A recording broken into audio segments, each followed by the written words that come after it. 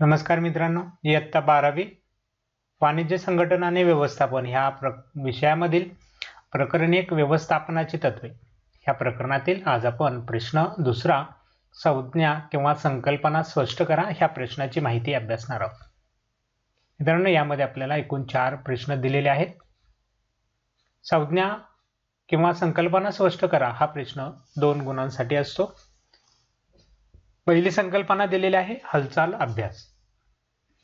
संकल्पना स्पष्ट करताना लक्षात घ्या 2 गुण असल्यामुळे आपल्याला सुरुवातीला ती संकल्पना काय आहे तिचा अर्थ किंवा व्याख्या जर असेल तर ती व्याख्या ह्या ठिकाणी लिहायची आणि नंतर स्पष्ट करावे लागणार आहे म्हणून इतर त्याच्याविषयीची जी माहिती आहे ती आपण थोडंसं पॅरेग्राफ करून लिहा, म्हणजे 2 गुण देताना त्याचा विचार केला जाईल.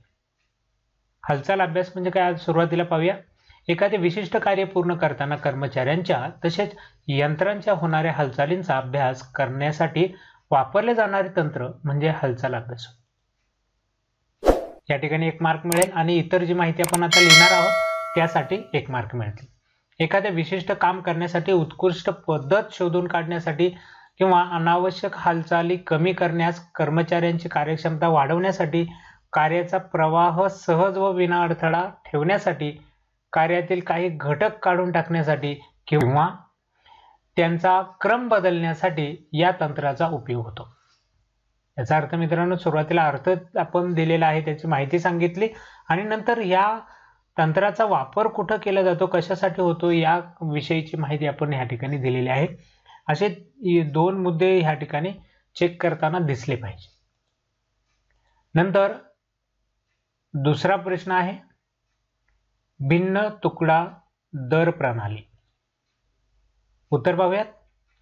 प्रमाणित माणसापेक्षा जास्त काम पूर्ण करणाऱ्या कामगारांना उच्च दराचा प्रस्ताव दिला जातो. या उलट जर एखादा कामगार निर्धारित माणसापेक्षा कमी काम करत असेल तर अशा कामगाराला कमी दराने वेतन दिले जाते. याला भिन्न तुकडा दर प्रणाली म्हटले जातं. साधारण कामगाराला हे प्रमाणित उत्पन्न मिळवण्यासाठी प्रेरणा मिळते अशा पद्धतीने मोबदला ठरवला गेला पाहिजे असं टेलरने सांगितलं होतं. त्याला आपण विभेदात्मक दर वेतन योजना असं देखील म्हणतो. या तंत्रामुळे कामगारांना उच्च प्रतीचे काम पूर्ण करण्यासाठी अधिक वेतन मिळवण्यासाठी प्रेरणा मिळत असते. यानंतर जाऊयात आपण तिसऱ्या प्रश्नाकडे. तिसरा प्रश्न आहे थकवा अभ्यास. हे देखील एक तंत्र आहे.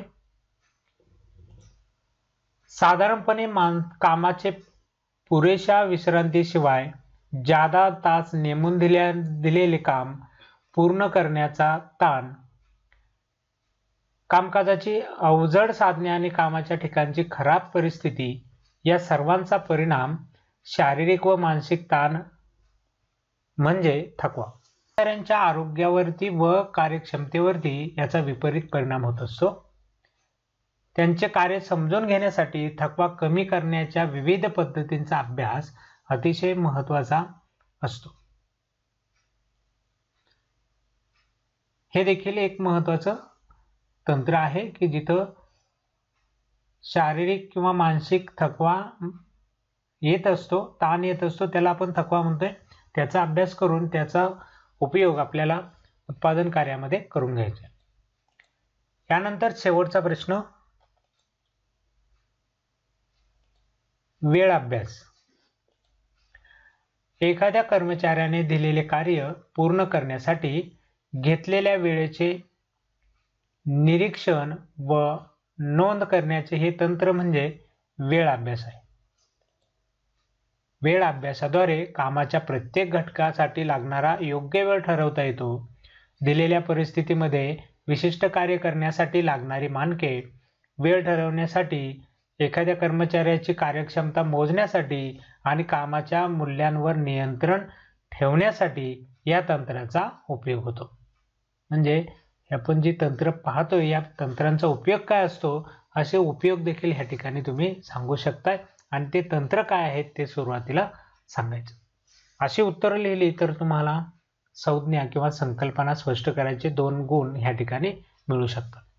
ठीक आहे मित्रांनो, आज आपण प्रश्न दुसरा संकल्पना स्पष्ट करा याचा अभ्यास केलेला आहे. पुढच्या व्हिडिओमध्ये आपण राहिलेल्या इतर प्रश्नांची माहिती बघूया. चला तर मग भेटूया पुढच्या नवीन व्हिडिओमध्ये. तोपर्यंत नमस्कार.